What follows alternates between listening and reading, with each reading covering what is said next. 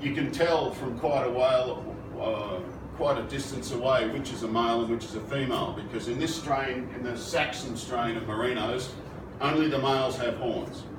The females do not have horns. This guy here, his wool has been tested at 12.4 micron, so he's a rather valuable animal. So how do we produce Jemala ethically?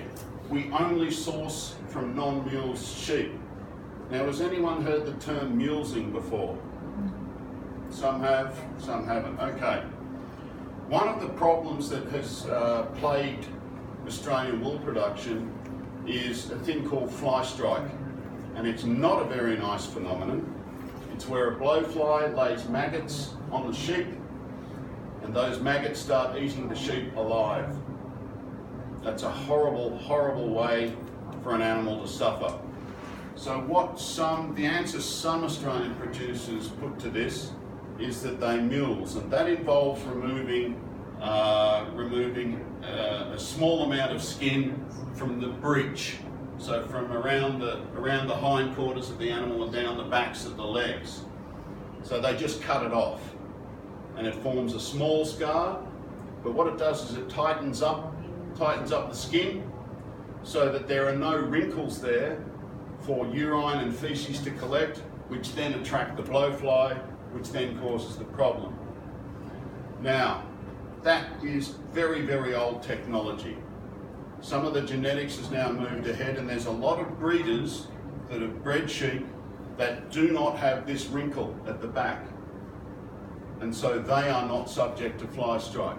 There's also many management techniques that growers can use to stop fly strike without having to revert to what really is, it's a barbaric practice.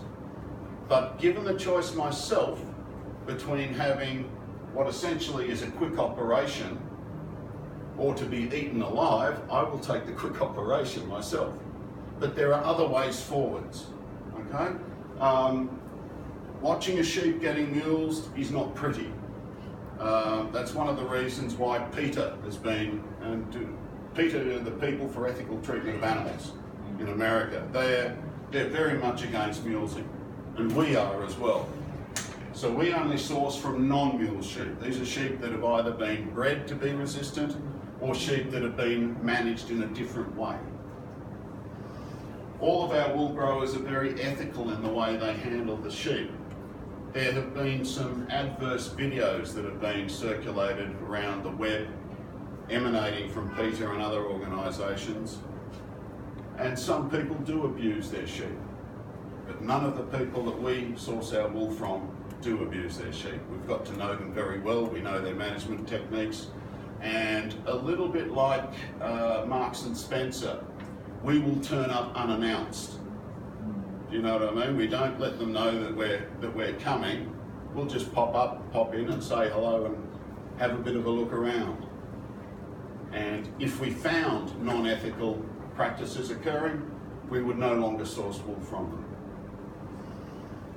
We don't use wool that's affected by low nutrition. Now that's a bit of an issue.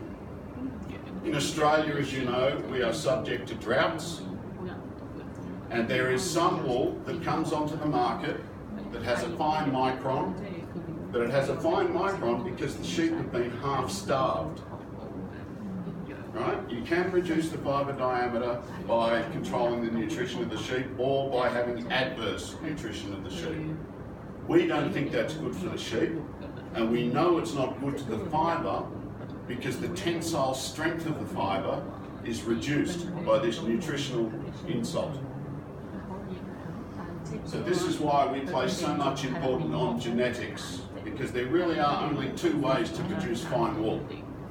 Either use top flight genetics or you restrict their nutrition. We go for the genetics because, yet again, a happy sheep produces good wool. It's down there. Now, to give you an idea about the story with